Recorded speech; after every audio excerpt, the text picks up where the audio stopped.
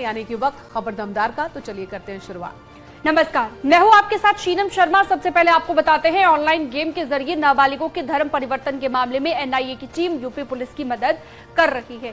सूत्रों के मुताबिक यूपी पुलिस ने जांच एजेंसी से मदद मांगी थी और इसी बीच बड़ी खबर ये है कि यूपी पुलिस शाहनवाज और बद्दों के खिलाफ एलओसी यानी कि लुकआउट सर्कुलर जारी करने जा रही है। बद्दों के विदेश भागने की संभावना के चलते पुलिस एलओसी जारी करेगी। शाहनवाज की तलाश में देश के कई राज्यों में लगातार छापेमारी कर रही है पुलिस।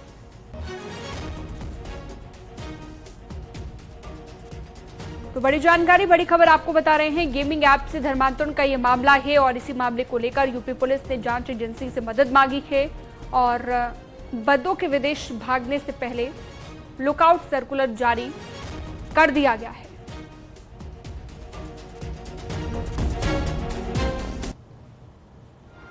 तो गाजियाबाद में गेमिंग एप्लीकेशन से धर्मांतरण का मामला, राष्ट्रीय बाल अधिकार संरक्षण आयोग ने एक पत्र लिखा। इस मामले में सूचना एवं प्रसारण मंत्रालय के सचिव को यह चिट्ठी लिखी गई है।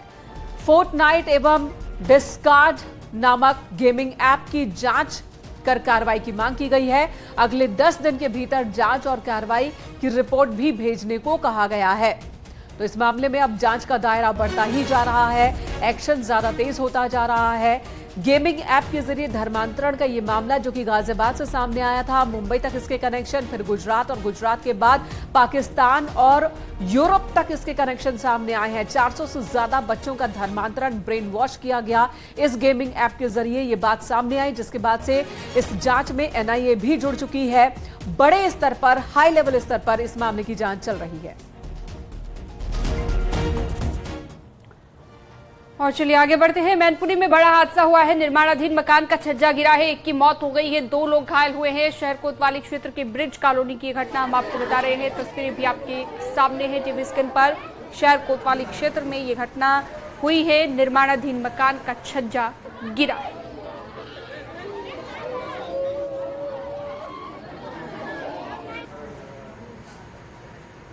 मकान है, सेकंड फ्लोर पे ये अनिल और उनके 3 बेटे काम कर रहे थे, चुनाई काम कर रहे थे। अचानक छज्जा वहाँ से क्रैक हुआ और नीचे क्रैक हो गया पर नीचे लुढ़क गया और जिससे ऊपर से 3 जो चुनाई कर रहे थे, सुमित, अनिल और अभिषेक, और ये तीनों लोग गिरे हैं नीचे, जिसमें सुमित की मृत्यु हो गई है और 2 उनके जो अनिल 2 बेटे हैं वो घायल अवस्था में हैं। उन्हें प्राथमिक उपचार के लिए भेज दिया गया है। इधर सीएम योगी से मिली मैं अटल हूं फिल्म की टीम।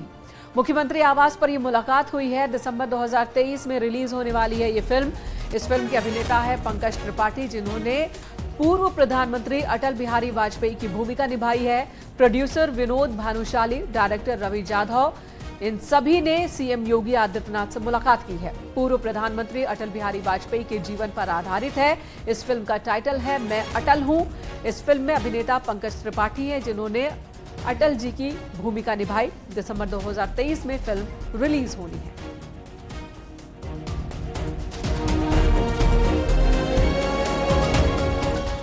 और चलिए इसी बीच एक और बड़ी जानकारी, लखनऊ से कानून व्यवस्था की समीक्षा बैठक ली है। प्रमुख सचिव गृह संजय प्रसाद ने ये समीक्षा बैठक की है और वीडियो कॉन्फ्रेंसिंग के जरिए समीक्षा की गई है। जिलों के कोर्ट में सुरक्षा की कैसी व्यवस्था है, इसे सुनिश्चित किया जाए। मुख्यमंत्री के निर्देशों के क्रम में प्रमुख सचिव गृह ने वीडियो कॉन्फ्रेंसिंग के जरिए कानून व्यवस्था की समीक्षा की है। अधीनस्थ न्यायालय परिसर में तय मानकों के अनुरूप सुरक्षा की समुचित व्यवस्था की जाए और इसे सुनिश्चित किया जाए। न्यायालय परिसर में सुरक्षा उपकरण पूरी तरह से उपलब्ध हों, क्रियाशील अवस्था में रहें और प्रशिक्षित पुलिस कार्मिक न्यायालय परिसर की सुरक्षा में तैनात हों। मुख्यमंत्री के निर्देशों से शासन, जोन, रेंज, कमिश्नरेट और जनपद स्तर के पुलिस अधिकारियों को भी अवगत कराया गया है। तो ये समीक्षा बैठक हुई जहां पर महिला सुरक्षा, अवैध खनन, अतिक्रमण, इन सभी मुद्दों को लेकर भी चर्चा की गई है, बातचीत की गई है।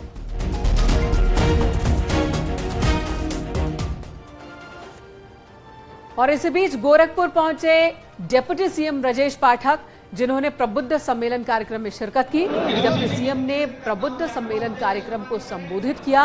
उन्होंने कहा कि पीएम मोदी के कार्यकाल के 9 साल पूरे हो चुके हैं। पीएम मोदी के 9 साल पूरा होने पर भारतीय जनता पार्टी की ओर से प्रदेश भर में कार्यकर्ताओं को घर घर ले जाने का अभियान, कार्यकर्ताओं को हर घर तक पहुंचने और योजनाओं की जानकारी हर शख्स तक पहुंचाने का अभियान इस वक्त चलाया जा रहा है। बीजेपी की ओर से प्रबुद्ध सम्मेलन भी उसी कार्यक्रम का एक हिस्सा है, जिसमें अलग अलग जिलों, अलग अलग शहरों के गणमान्य लोगों को आमंत्रित किया जाता है, जिनसे मुखातिब होते हैं बीजेपी के तमाम बड़े लीडर्स। मंत्रियों को, उप मुख्यमंत्री को, अलग अलग राज्यों के मंत्रियों को भी जिम्मेदारी दी गई है इसकी।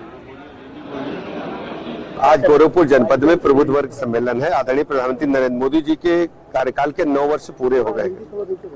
9 वर्ष के पूरे होने के उपलक्ष्य में भारतीय जनता पार्टी पूरे प्रदेश में, पूरे देश में महाजनसंपर्क अभियान के माध्यम से अपने कार्यकर्ताओं को साथ लेकर के घर घर जाने का अभियान चला रही है। आदरणीय प्रधानमंत्री नरेंद्र मोदी जी की कार्यकाल की 9 साल की जो उपलब्धियां हैं, उनको जन जन तक पहुंचा रहे हैं। गरीब कल्याण योजनाएं जन जन तक पहुंची है, लोगों के जीवन स्तर में बदलाव आया है, उनको जीवन स्तर को ऊपर उठाने में भारतीय जनता पार्टी सफल हुई है। हर गरीब आदमी आम आदमी समझ रहा है, उनके अभिभावक के रूप में आदरणीय मोदी जी ने देश में उन्हें सब कुछ देने का काम किया है। आगे बढ़ते हैं। प्रयागराज में उप मुख्यमंत्री केशव प्रसाद मौर्य ने दिल्ली के मुख्यमंत्री अरविंद केजरीवाल से एसपी अध्यक्ष अखिलेश यादव की मुलाकात को लेकर हमला बोला है। उन्होंने कहा कि अखिलेश यादव आम आदमी पार्टी में अपनी पार्टी का विलय कर रहे हैं या फिर आम आदमी पार्टी ही सपा में विलय की तैयारी में है। नहीं, देखिए, पुलिस की सुरक्षा में इस प्रकार की हत्या की घटना निश्चित तौर से सरकार के लिए भी चिंताजनक है, पुलिस के लिए भी चिंताजनक है और इसको बहुत गंभीरता से लेकर के उसकी एसआईटी गठित हुई है, उसकी भी जांच हो रही है। और यहाँ इलाहाबाद की, प्रयागराज की जो घटना है उस पर भी एसआईटी भी है, आयोग भी है, वह जांच चल रही है। जांच का सच सामने आएगा। इस प्रकार की घटनाओं पर रोक लगाया जा सके, इसके लिए पूरी ताकत सरकार लगाएगी, पुलिस पूरी सतर्कता बरतेगी। और समाज से भी मैं अपील करता हूं कि संदिग्धों पर वह भी नजर रखें और पुलिस को सूचना दें और समय पर इस प्रकार की मंशा रखने वालों को पकड़वाने में मदद करें। उधर प्रयागराज में भी टिफिन पर चर्चा कार्यक्रम का आयोजन हुआ। पहला कार्यक्रम था टिफिन पर चर्चा का प्रयागराज में दक्षिणी विधानसभा सीट पर आयोजित किया गया ये कार्यक्रम, जिसमें शहर दक्षिणी विधानसभा सीट से बीजेपी विधायक और योगी सरकार के कैबिनेट मंत्री नंद गोपाल गुप्ता नंदी ने शिरकत की। इस कार्यक्रम में 500 से ज्यादा संख्या में लोग अपने टिफिन के साथ शामिल हुए। कैबिनेट मंत्री नंद गोपाल गुप्ता नंदी ने टिफिन पर चर्चा की और बीजेपी कार्यकर्ताओं से 2024 के चुनाव के लिए जमीन तैयार करने का आह्वान किया। मंत्री ने मोदी सरकार के 9 साल के उपलब्धियों को बेमिसाल बताया। देखिए, मुझे खुशी है, आदरणीय प्रधानमंत्री नरेंद्र मोदी जी के नेतृत्व को आज पूरी दुनिया स्वीकार कर रही है। हिंदुस्तान को प्यार करने वाला हर व्यक्ति, हिंदुस्तान को ऊंचाई पर देखने वाला हर व्यक्ति, हिंदुस्तान को विश्व गुरु बनते हुए देखने वाला हर व्यक्ति आज आदरणीय प्रधानमंत्री नरेंद्र मोदी जी के साथ है। हम लोगों ने पार्क में टिफिन का कार्यक्रम रखा और आह्वान किया लोगों से अपने घर से टिफिन लेकर के आए। कोई 2 आदमी का खाना, कोई 4 आदमी का खाना लेकर के आया और यहाँ 500 की संख्या में लगभग लोग रहे। शामली में हुआ जीवा का अंतिम संस्कार। आदमपुर में संजीव जीवा का अंतिम संस्कार हुआ है। संजीव जीवा के बेटे ने मुखाग्नि दी है। पुलिस की मौजूदगी में अंतिम संस्कार किया गया, जिसकी तस्वीर भी आपको हम दिखा रहे हैं। तो संजीव जीवा के बेटे ने यहां पर मुखाग्नि दी और अंतिम संस्कार की प्रक्रिया पूरी हुई।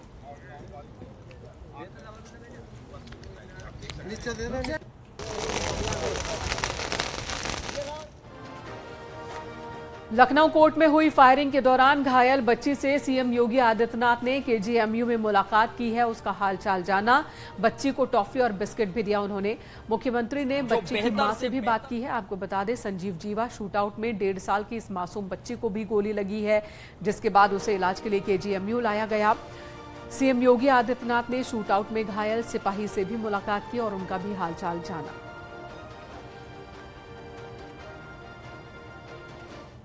जिस दौरान लखनऊ की अदालत में गैंगस्टर संजीव जीवा की हत्या हुई, उस दौरान उसी कोर्ट प्रेमाइसेस में, कोर्ट रूम में 2 उत्तर प्रदेश पुलिस के जवान मौजूद थे जिन्हें बुलेट इंजरीज लगी हैं। यहां पर देखिए तस्वीरों में, मैं आपको तस्वीरें दिखा रहा हूं। यहाँ पर देखिए पैरों में चोट है, आप इनको लगी है और दूसरे शख्स को भी यहाँ पर बुलेट इंजरी भी है। सीधे हम इनसे बातचीत करेंगे कि क्या कुछ था, कि किस तरीके से वारदात हुआ। आप वहाँ पर उस वक्त मौजूद थे। सबसे पहले तो अपना नाम बताइए और क्या हुआ सिलसिलेवार तरीके से बताइए। आपकी तबीयत अभी कैसी है? तबीयत ठीक, लाल मोहम्मद नाम है मेरा। कहाँ कहाँ आपको गोली लगी? ये पैर में लगी है, एक जगह लगी है और दूसरे पैर में एक जगह लग गई। पूरा मामला जब संजीव पर हमला हुआ उस दौरान आप कहाँ थे? उस समय हम उनकी पेशी कराने के लिए कोर्ट लेके जा रहे थे।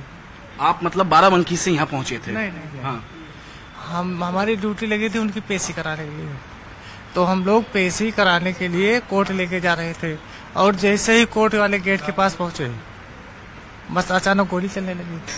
जिस दौरान गोली चली उसके बाद का रिएक्शन किस तरीके से कोर्ट प्रेमाइसेस पर? अब चूंकि उस समय हमें भी गोली लग चुकी थी, चूंकि हम कुछ देख नहीं पाए। फिर जब वो संजीव जमीन पर गिर गया तो आप भी गिर चुके थे? सब कुछ जो उन्होंने आंखों देखी वहां पर देखा, उन्होंने अपनी जुबानी उन्होंने बताया। एक और शख्स हमारे साथ हैं, पुलिस के जवान, जो उस दौरान वहां पर कोर्ट प्रेमाइसेस में, कोर्ट रूम में मौजूद थे। सबसे पहले तो अपना नाम बताइएगा। सर कमलेश कुमार। कितने राउंड फायरिंग हुई होगी वहां पे? 4-5 हुई थी। 4-5 तो बताया जा रहा है कि संजीव पे ही लगी थी गोली, क्योंकि एक बच्ची को भी तो चोट लगी थी, एक छोटी सी बच्ची को गोली लगी। बस इतने हमको सुनाई दिया, वहाँ पे अफरा तफरी मच गए।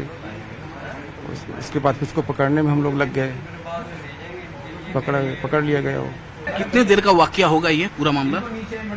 सेकेंडों में 2 से 3 मिनट में सब कुछ खत्म। मिनट नहीं, सेकेंड।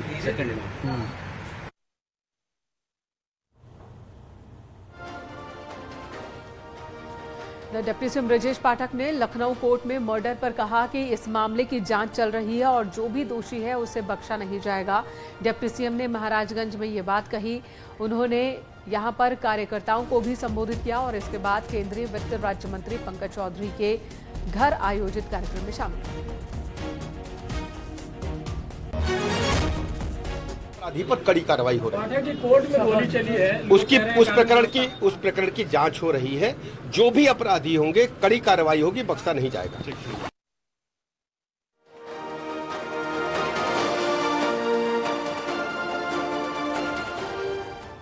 और चलिए आगे बढ़ते हैं। लखनऊ से एक बड़ी जानकारी, जीवा मर्डर केस से जुड़ी हुई बड़ी खबर। वारदात की चश्मदीद पुलिसकर्मियों के बयान दर्ज किए जा रहे हैं।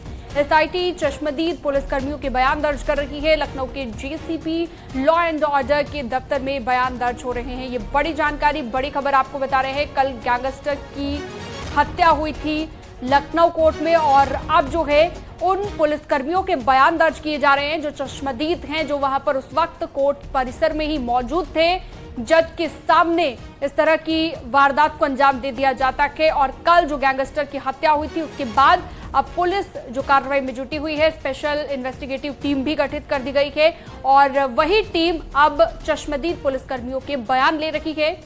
ये बड़ी जानकारी आपको बता रहे हैं खबर से जुड़ी हुई। जेसीपी लॉ एंड ऑर्डर के ऑफिस में ये बयान दर्ज किया गया।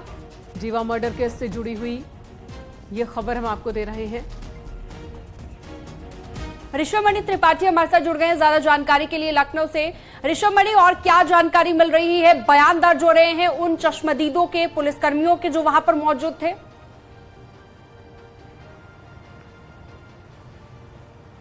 जी बिल्कुल, देखिए कल इस घटना के बाद ही सीएम योगी ने निर्देश दिया था कि एक एसआईटी बनाकर गहनता से इस पूरे मामले की जांच की जाए। कहां क्या कमी रह गई ये भी बताया जाए, कौन इसके लिए जिम्मेदार है और कितना जिम्मेदार है ये भी तय करेगी ये एसआईटी। तो लिहाजा एसआईटी ने कल रात से ही अपना काम शुरू कर दिया था। कल वो घटना स्थल पर गए थे, वहां मुआयना किया था और आज लखनऊ के जेसीपी लॉ एंड ऑर्डर के दफ्तर में ये एसआईटी बयान दर्ज कर रही है उन पुलिसकर्मियों के जो वारदात के वक्त कोर्ट में और कोर्ट परिसर में मौजूद थे। जो इस एसआईटी के हेड हैं एडीजी टेक्निकल मोहित अग्रवाल और अयोध्या रेंज के आईजी प्रवीण कुमार इस वक्त अंदर मौजूद हैं और उन पुलिसकर्मियों के बयान दर्ज कर रहे हैं जो कल वारदात के समय मौके पर मौजूद थे।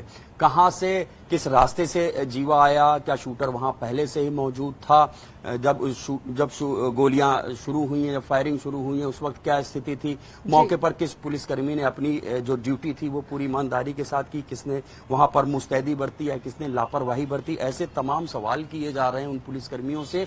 ठीक है ऋषभ, एक तरफ बयान दर्ज हो रहे हैं, क्या कोई एविडेंस भी कलेक्ट किया गया है?